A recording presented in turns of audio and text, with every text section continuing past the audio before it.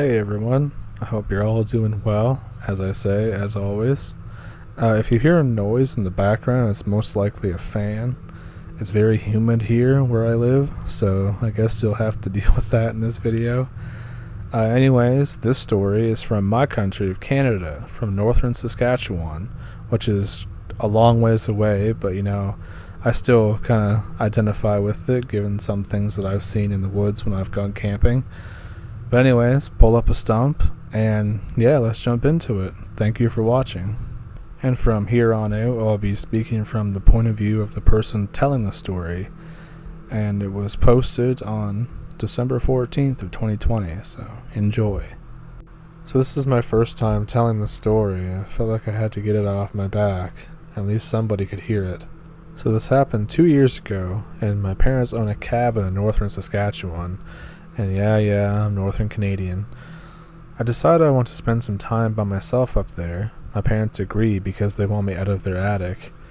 I've been really into the paranormal the past little while, so I found the idea of being by myself and isolated with whatever is out there in the northern forest oddly comforting almost. So I drive up there in late November. I'm stocked up on food to last a few months. I leave my phone at home since I only use it for internet-related stuff anyways.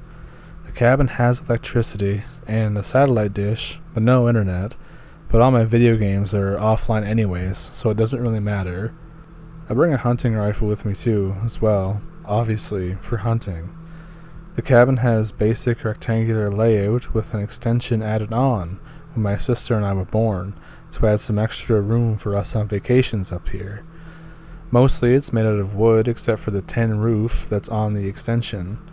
So when I show up, I unpack all my stuff and I just sit there and chill. The cabin is really close to the tree line, and there's a very small clearing that it was built on. Others would find this claustrophobic, but I find it comforting. Like I said, I was oddly relaxed when it comes to vaguely threatening stuff like this. The first night I chill and listen to the sounds of the animals as I fall asleep. No TV, just relaxing and settling into my new environment. I hear a cow moose off in the distance, which is pretty chill. First day, I get all my winter clothes on and I head out into the woods. I stay close by the trees where the snow is mildly easier to walk through. I don't go out by any major clearings because the snow was way too deep to walk through. I'm reminded of all the times I walked through these woods as a kid with family.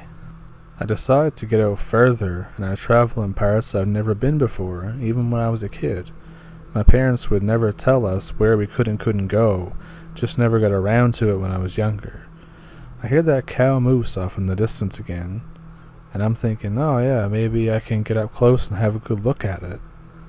Moose are kinda dangerous up here since they're not familiar with people, but I figure I could climb a tree if it charges or something for some reason.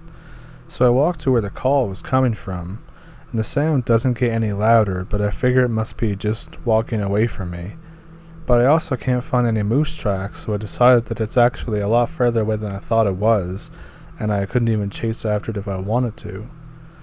After only 7 hours of daylight this time of year or something, so I start to head back because I don't want to get caught out here in the darkness. It's not the kind of place where you want to get lost in at any point. Once back home, I start to think about the whole thing. I consider myself a little paranoid and cook dinner and go to bed. Things went on quietly for the next few weeks. I found a rotting bull moose with all the skin on its head chewed off. I explained it away as maggots or other small animals picking away at it. At one point I tried to go hunting for deer or anything else, but I could never find tracks despite all the calls I heard at night, mostly female for some reason. I always tell myself that they just must be a lot farther out than I usually venture. But one day I go out and actually manage to snag a small buck, and I'm thinking, oh yeah, this is what I come out here for. I never shot one by myself before, so I have no idea how to take care of the meat though. I decide I'd leave it till tomorrow and butcher it when I wake up. I go full dumbass mode and leave it hanging outside as to not stink up the cabin. The next day I go out, and there are huge bites taken out of it. And I'm thinking, oh great, some animals are around here now. Some animal got to it first and mangled it all to pieces. and whatever it was really went at it on the head for some reason. All the skin was chewed off. I actually couldn't pick out what animal would have made the bite marks, but I decided to stop walking out so far into the woods. I started to wonder how I even got a male buck if all the calls I heard were female. I know what calls mean, and these were more long drawn out, indicating female. Paranoia sets in since I get anxious about random stuff anyways. I quickly make myself forget about it since I promised myself I'd stay for the full few months and not go home early. The next night I can't sleep because of my anxious thoughts. How insomnia works and stuff. I began to hear a very slight noise. It was a very quiet night, so I would be able to hear something outside if anything was there. The sound is almost rhythmic, but I can't make out what it is. Eventually it gets louder, as if the sound itself is frustrated.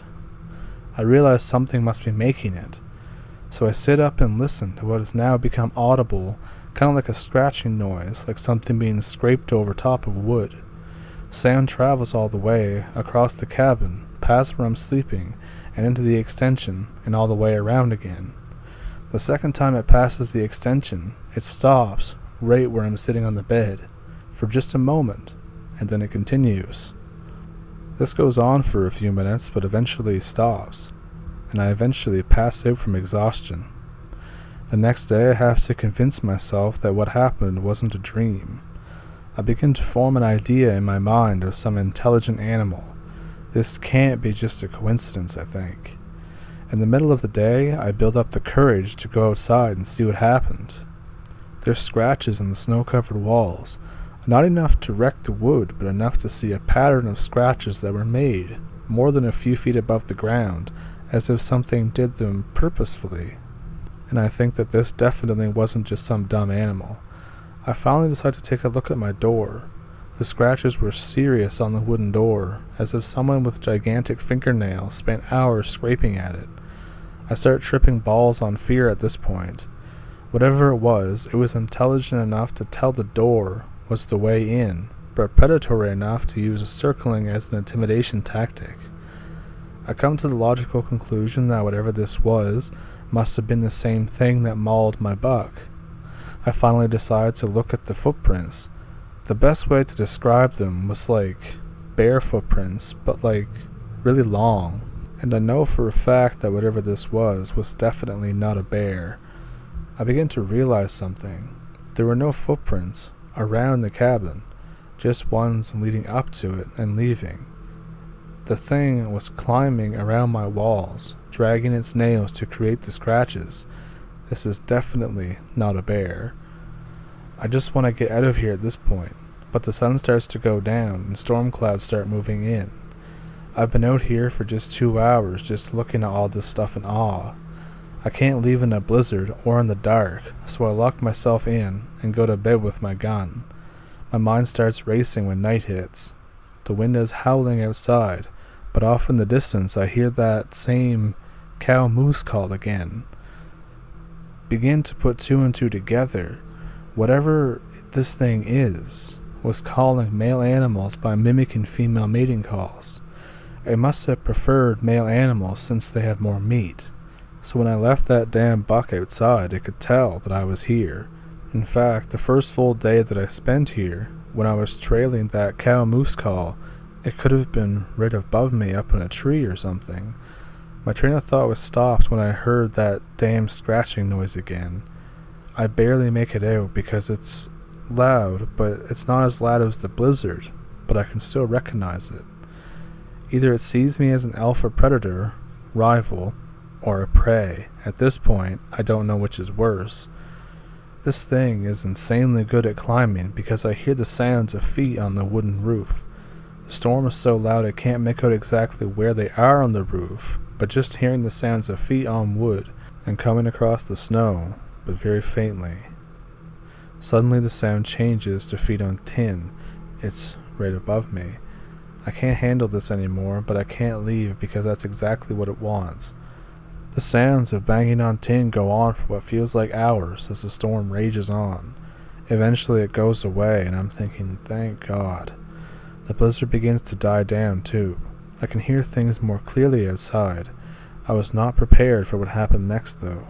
I hear a woman's voice outside, not making any discernible words, almost like babbling and kind of moaning like it's orgasming.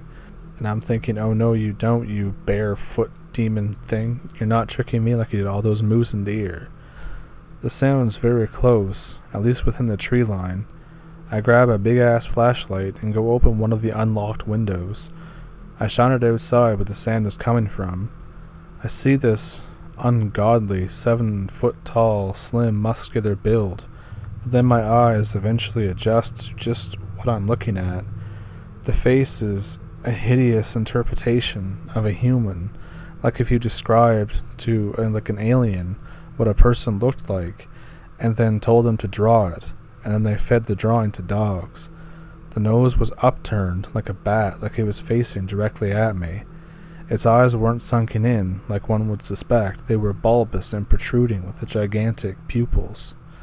The eyes looked almost swollen. The best way to describe the mouth is like the one on the mouth of Sauron from Return of the King. Round and way, way too big. The face was shaped like a baboon's face, very oval, with a heavy brow ridge. The only difference being was that it was incredibly flat and its forehead was huge. It pulled its lips back to bare its teeth in a predatory fashion, except all it looked like was as if it was smiling at me. Its hands were a grotesque combination of sloth and human hands. In one of its hands it held the head of a buck, like all the skin had been chewed off it before. And I'm thinking, this is a threat. After getting a good look at it, I take a shot at it. I'm not sure if I hit it since I dropped the flashlight, but I could see it drop the head and run off into the woods. I grabbed the flashlight and pointed it in the direction again, and I could barely make out a shape climbing a tree in seconds and then jumping from one tree to the other. I stayed up the rest of the night and left in the morning. I came home early and told my parents I was feeling lonely as an excuse to come back. I never told them about it because they would have accused me of taking drugs. This is probably the only time I'll ever tell the story anyways. I don't believe in magic, or even really the paranormal or forest demons or anything, because I find a lot of that stuff dumb. I believe what I saw was a grotesque failure of evolution. Some mutilated animal that managed to survive long enough out there. I'm not giving it a stupid name like all you other guys do when they see something like this. I'm never going back to Northern Saskatchewan as long as I live. So, what did you think about that story? What do you think he saw, to be honest? Do you think that it could have been some weird missing link? Do you think it could have been like a Bigfoot? Or some other offshoot of that?